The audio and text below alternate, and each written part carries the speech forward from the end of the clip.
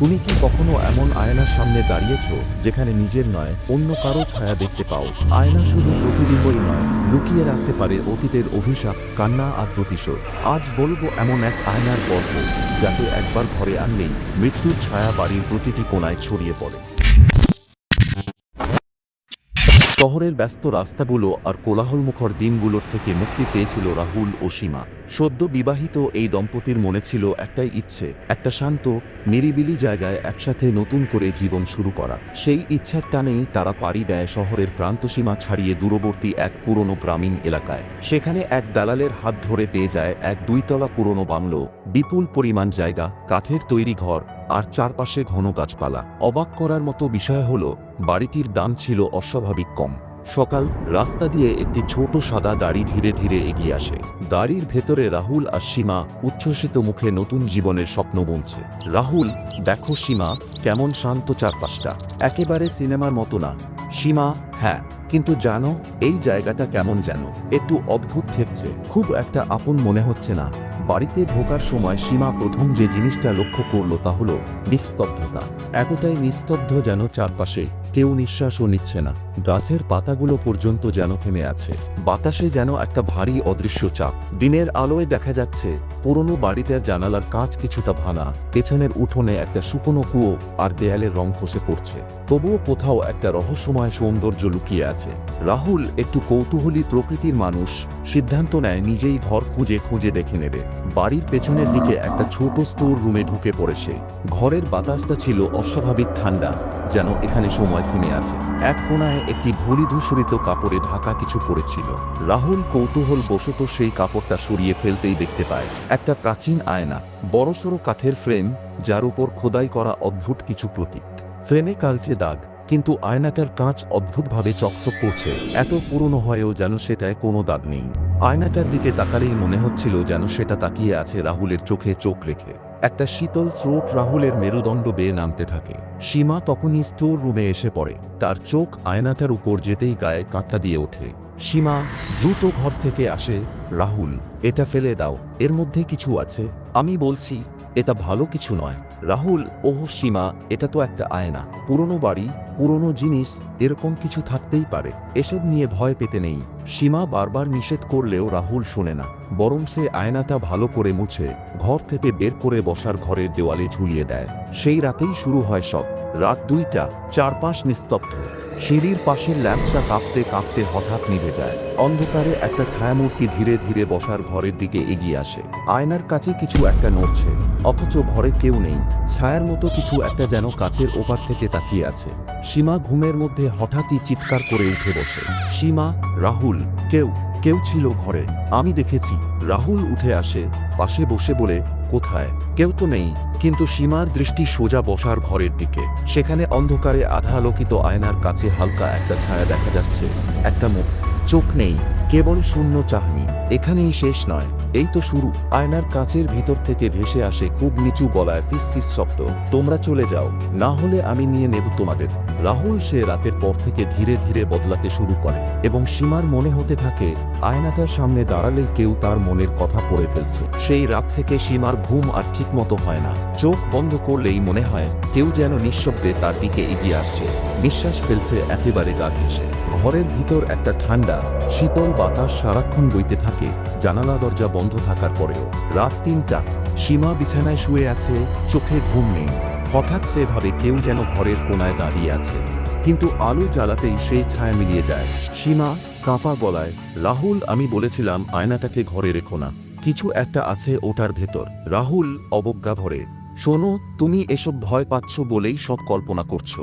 একটা আয়না কি বা করতে পারে? কিন্তু রাহুল নিজেও পরের রাত থেকে খেয়াল করতে শুরু করে কিছু অদ্ভুত ব্যাপার।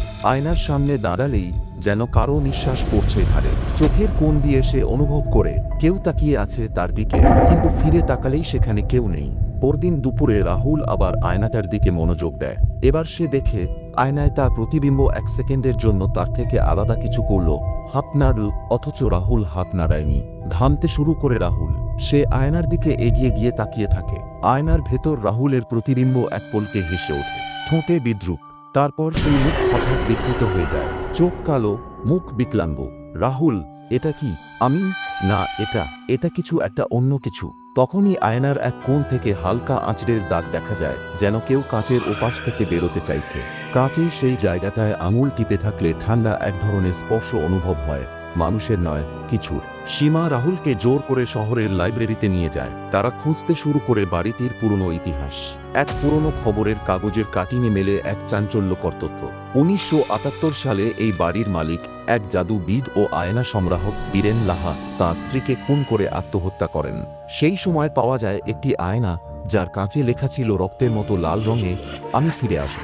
কাগজের পুরনো কালচে ছবি, যেখানে দেখা যাচ্ছে সেই আয়না একেবারে হুবহু রাহুলদের বাড়ির বসার ঘরে ঝোলানো আয়নাটার মতোই। সীমা চোখ বিশাল বড় করে, রাহুল, এটাই সেই আয়না, ওটা অভিশপ্ত, আর ওই লোকটা বলেছিল সে ফিরে আসবে।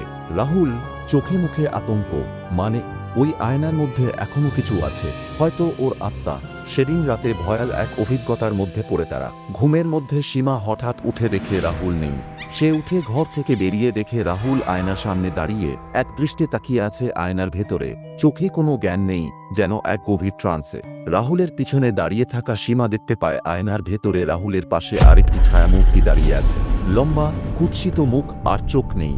সেই ছায়াটি ধীরে ধীরে রাহুলের গায়ে হাত রাখে। সীমা চিৎকার করে ওঠে, রাহুল, ওটা আয়না না, ওটা দরজা। রাহুল হঠাৎ কেঁপে ওঠে, পিছনে ফিরে পড়ে যায়, আর আয়নার কাছে চিরে যায় একটা ফাটল। সেই ফাটলের ভেতর থেকে হালকা কুয়াশার মতো কিছু ছড়িয়ে পড়ে ঘরে। সীমা পরদিন সকালে আয়নার সামনে একটা লেখা দেখতে পায়। এবার ধুলো দিয়ে লেখা নয়, লাল কালি বা রক্তে লেখা, আমায় কেউ আটকাতে পারবে না, আরেকটি আত্মা চাই। আয়নার কাছে লেখা একাকি ফুটে আছে, আর সেই কাছে এবার কারো মুখ ভেসে আসে, সে বীরেন লাহা। সীমা তখনই সিদ্ধান্ত নেয়, এই আয়নাকে এ বাড়িতে রাখা চলবে না। কিন্তু আয়নাটা কি এত সহজেই তাদের হাত থেকে যাবে? সেই রাতে আয়নার ফাটল ধরার পর থেকে রাহুলের মধ্যে এক অদ্ভুত পরিবর্তন দেখা দেয়। সে যেন আগের মতো কথা বলে না, চোখে মুখে উদ্ভ্রান্ত ভাব, সর্বক্ষণ আয়নার দিকে তাকিয়ে থাকে। এক প্রকার আকর্ষণ বা বন্ধন যেন গড়ে উঠেছে। রাহুল আয়নার সামনে দাঁড়িয়ে, মুখে অস্বাভাবিক হাসি, চোখে কোনো অভিব্যক্তি নেই। আয়নার প্রতিবিম্বে সে একা নয়, পাশে ছায়ার মতো আরেকটা অবয়ব। সীমা আতঙ্কিত গলায়, রাহুল, তুমি আয়নার সামনে এত সময় কি করো? রাহুল গভীর কণ্ঠে, ও আমাকে ডাকে, ওর কথা শোনা উচিত। এই ও কে?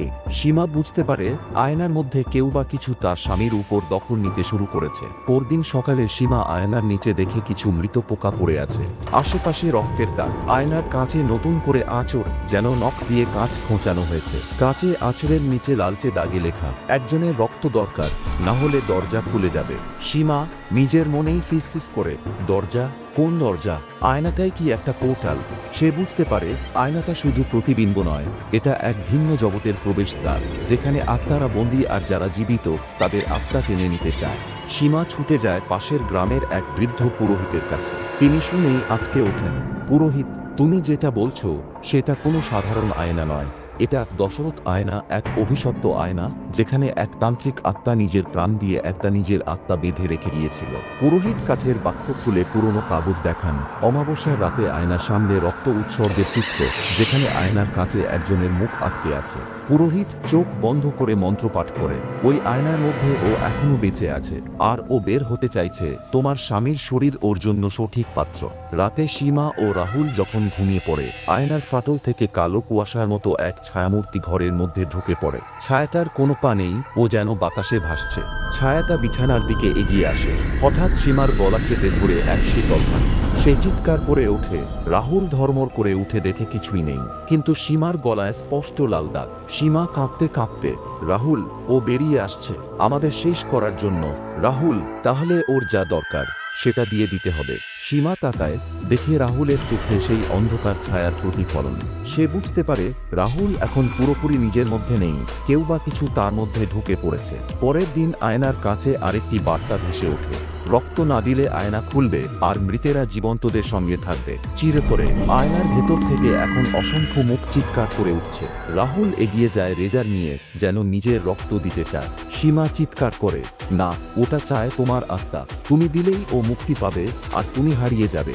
রাহুল থমকে দাঁড়ায়, সে কি শেষমেশ নিজের জীবন দেবে? না, সীমা সময় মতো থামাতে পারবে?